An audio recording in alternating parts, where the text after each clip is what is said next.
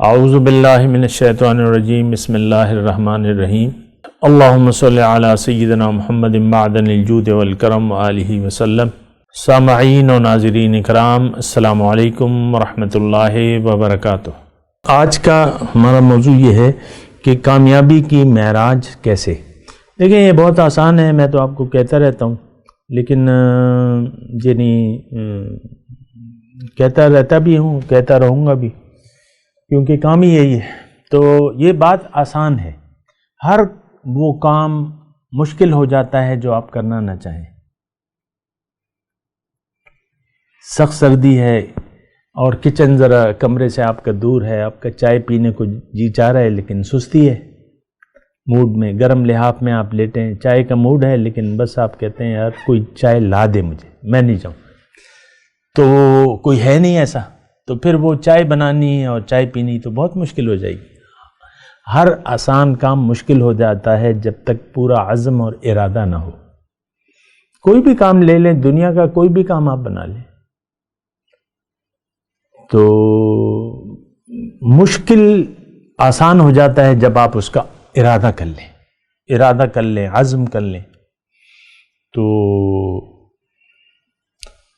تھوڑا سا وہ مجھے ایک شعر بھی یاد آ رہے ہیں بال کا، کہ ارادے جن کے پختہ ہوں، نظر جن کی خدا پر ہو، تلا تم خیز موجوں سے وہ گھبرایا نہیں کرتے۔ تو اس طریقے سے ہوتا ہے، یہ سارے کام دیکھیں، دنیا کے کام بھی آپ لگا لیں، دنیا کے کیا، تو وہ عزم، ہمت اور ارادے سے ہوتے۔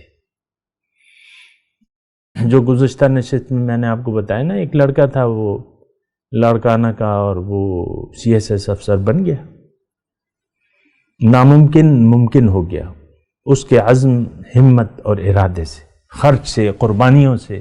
جو قربانیاں کی اس کے باپ نے، باپ مر گیا مسئلہ تو یہ بھی ہے نا، باپ شوگر کا مریض تھا بیچارہ میری طرح، تو وہ مر گیا، اور بیٹا کچھ بھی نہیں تھا اس وقت، لیکن جب وہ کچھ بن گیا تو وہ اب افسوس کر رہا ہے، کاش ابو ہوتے، مجھے دیکھ لیتے کہ میں نے کامیابیوں کی معراج کو حاصل کر لیا۔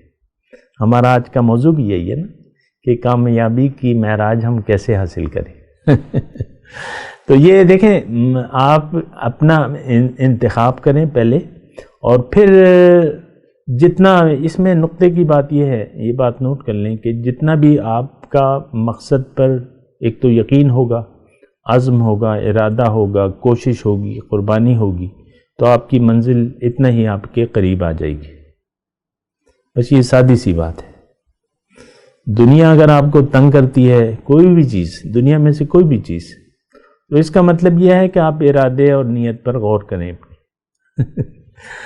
ارادے اور نیت پر غور کریں، اس کو مضبوط کریں، اس کو پانی دیں، اس کو کھاد دیں، عشق مصطفیٰ کی، عشق الہی کی، اس کو۔ تو جب یعنی وہ ایک شعر ہے نا کہ عشق کی ایک جست نے کر دیا قصہ تمام، ورنہ اس زمین و آسماں کو بے کراں سمجھاتا میں۔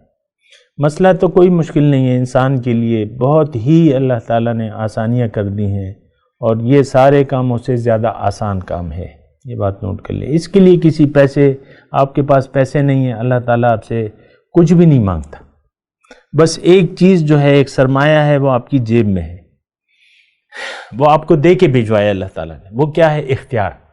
اختیار اپنا واپس اللہ کے حوالے کر دیں، اس کے طریقے ہیں، اس کے ذرائع ہیں، اختیار مت استعمال کریں، وہ کریں جو اللہ چاہتا ہے، وہ کریں جس پہ اللہ راضی ہوتا ہے، اللہ کی رضا کو مد نظر بنا لیں۔ اس کے لیے آپ جو کچھ کر سکتے ہیں، جتنا بھی آپ کر سکتے ہیں، اختیار یعنی آپ کی جو نفسانی یعنی جو بھی نفسانی تقاضے ہیں جو کہ شریعت کو منظور نہیں ہے، کینہ ہے، بغض ہے، حسد ہے، یہ شریعت تو نہیں چاہتی، اس کو چھوڑ دو، ختم ہو گئی بات آپ کہیں میں نے چھوڑ دیا تو چھوڑ دیا۔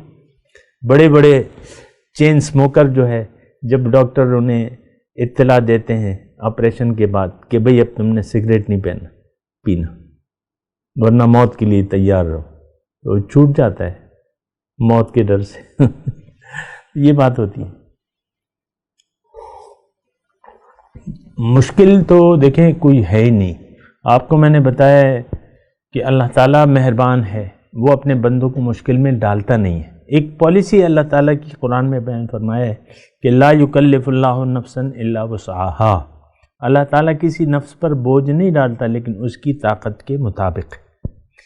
تو یہ سارا سسٹم تو اللہ ہی نے بنایا ہے. شریعت بھی اللہ تعالیٰ نے، ہدایت اللہ تعالیٰ کی ہے، طریقہ رسول کا ہے وہ بھی. تو یہ سب جو ہے یہ ہماری استطاعت میں ہے، کر سکتے ہیں. آپ فیصلہ کریں نو.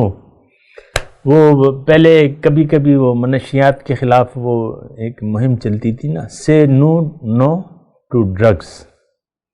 کبھی اس میں زور آ جاتا تھا، امریکہ وغیرہ امداد دیتا تھا تو وہ اشتہار لکھے ہوئے بھی آ جاتے.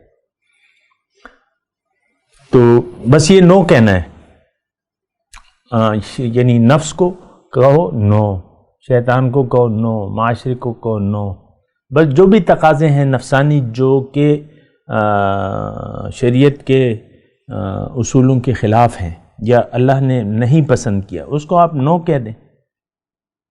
تو پھر اس کے لیے میں آپ کو پھر وہ کہتا ہوں کہ اس کے لیے پھر آپ کو ایک یقین چاہیے، یقین دوبارہ پیدا کر لیں.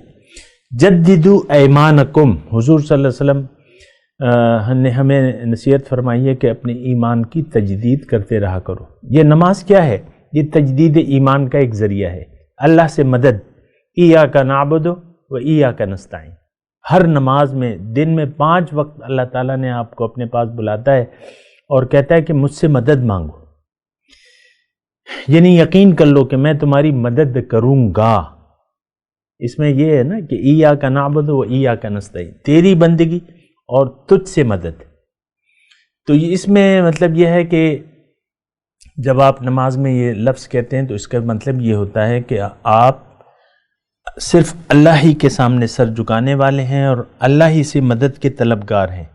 تو جب آپ اللہ سے مدد طلب کرتے ہیں تو اللہ تعالیٰ تو مدد کرتا ہے.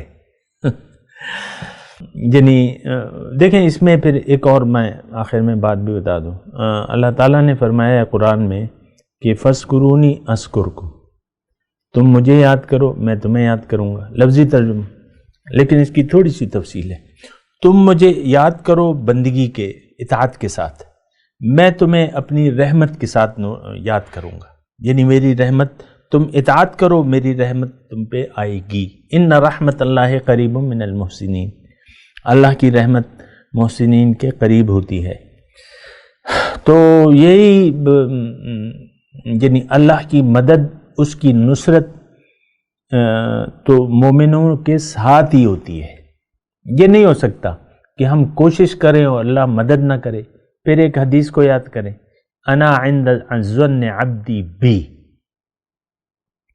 کہ میں بندوں سے اس کے گمان کے مطابق سلوک کرتا ہوں.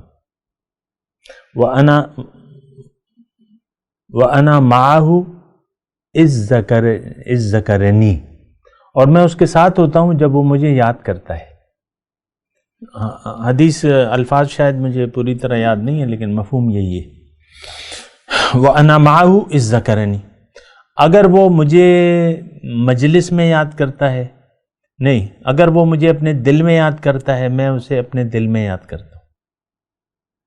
حدیث ہے، حدیث قدسی ہے اور صحیح حدیث ہے. ہمارا تو یقین کی وہ کیفیت بھی نہیں ہے نا کہ ہمیں یقین پورا آ جائے، اور یہ مسائل تو بہت ہیں. تو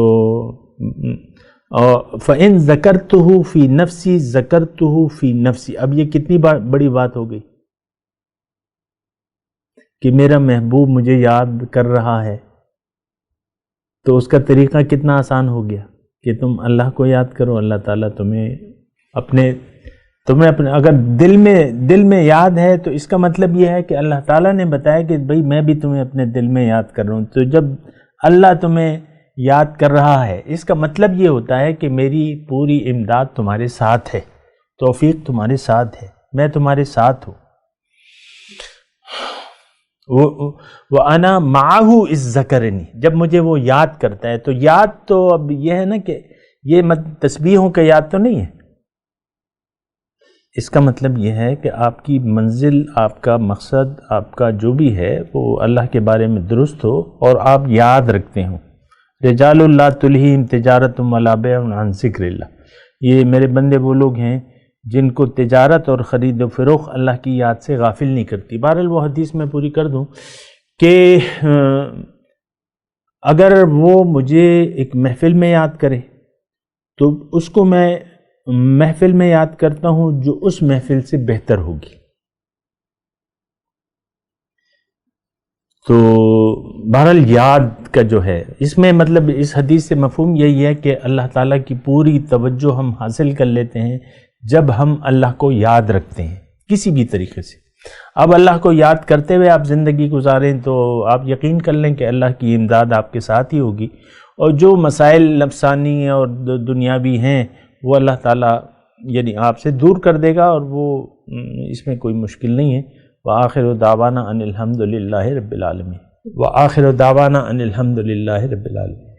مولاي صل وسلم دائما ابدا على حبيبك خير الخلق كلهم